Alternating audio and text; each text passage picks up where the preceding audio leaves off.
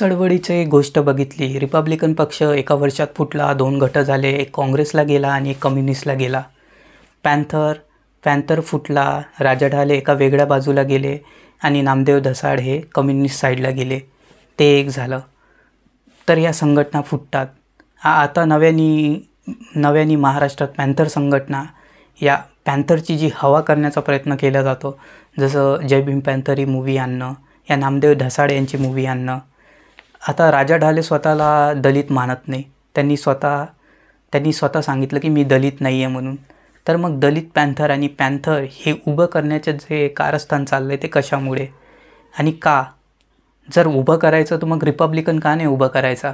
त्यांनी तर 4 वेळा 5 वेळा लोक निवडून दिलेत विधानसभेत आणि ते लोकांचे हक्क मागण्यासाठी ते विधानसभेत गेलेले आहे.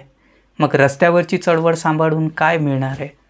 खरं तर सपोर्ट करायचा असेल तर रिपब्लिकनला करा, रिपब्लिकन चळवळीला करा. मी कोणत्या विशिष्ट नेत्याचं नाव नाही घेत आहे, जो काँग्रेस आणि बी जे पीमध्ये बसलेत अशा लोकांची गोष्ट करत नाही आहे. जे बाबासाहेबांनी जे अधिकार, हक्क आणि ज्या गोष्टींवर रिपब्लिकन पक्ष स्थापित केला, त्या पक्षाला पुनर्बांधणी करण्याची गरज आहे, त्याची मी गोष्ट करतो आहे. तर माझा विषय जर आवडला असेल तर या चॅनलला सबस्क्राईब करा, व्हिडिओला लाईक करा आणि कमेंट करा.